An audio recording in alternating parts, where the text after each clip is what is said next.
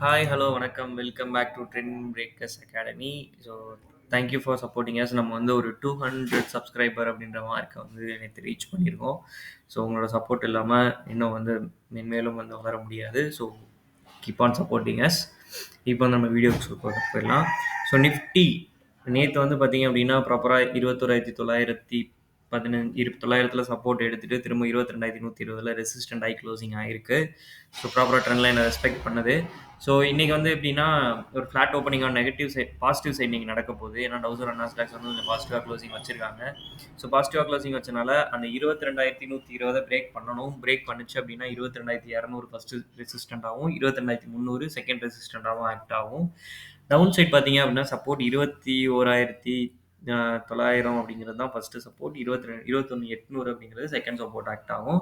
So இதில் என்ன ஒரு பியூட்டி அப்படின்னா பேங்கிங், ரிலையன்ஸ் எல்லாமே நல்லா சப்போர்ட் பண்ணி கொடுத்துருந்தது. பட் வந்து ஐடிஸ் வந்து இன்னைக்கு சப்போர்ட் பண்ணல நேற்று. ஸோ இன்னைக்கு வந்து ஐடிஸ் வந்து நல்லா சப்போர்ட் பண்ணி கொடுக்கும்னு எக்ஸ்பெக்ட் பண்ணுறேன்.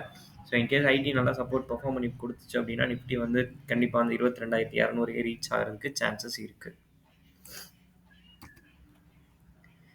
Bank Nifty. So bank Nifty பார்த்தீங்க அப்படின்னா நல்ல சப்போர்ட், நல்ல ஒரு ரேலி கொடுத்துருந்தாங்க அப்பர் சைடில். ஸோ ஆனால் இந்த ட்ரெண்ட் லைனை பிரேக் பண்ணல. ஸோ இன்னைக்கு ஃப்ளாட் அண்ட் பாசிட்டிவ் சைடுங்கும் போது கண்டிப்பாக வந்து இந்த ட்ரெண்ட் லைனுக்கு மேலே தான் ஓப்பனிங் வைக்க போகிறாங்க.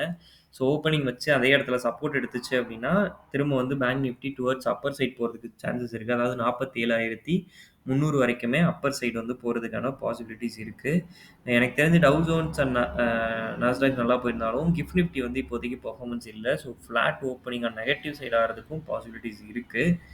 கிஃப்ட் நிஃப்டி ஓப்பன் ஆயிருக்கு. இந்த இதுக்கு மேலே போகல அப்படின்னா கண்டிப்பாக திரும்ப இதே இடத்துல சஸ்டெயின் ஆகிறதுக்கும் சான்சஸ் இருக்குது பேங்க் நிஃப்டி.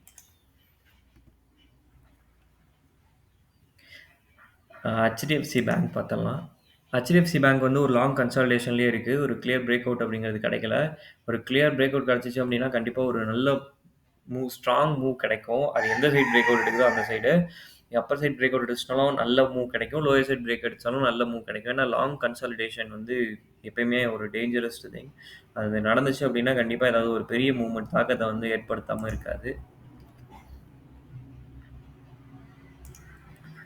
ரிலையன்ஸ் பார்த்தீங்க அப்படின்னா ஸோ லாஸ்ட்டு 2 நாள் இறங்குனதை வந்து இன்றைக்கி ஒரே நாள் ஏற்றி முடிச்சிட்டாங்க. ஸோ கீப்பாக நல்ல ஒரு மூவ்மெண்ட் கொடுத்துட்ருக்கு ரிலையன்ஸு. ஸோ பார்க்கலாம். கீழே இறங்குச்சு அப்படின்னா 2,808 தான் சப்போர்ட் லெவல். ஓகேங்களா. ஐடி.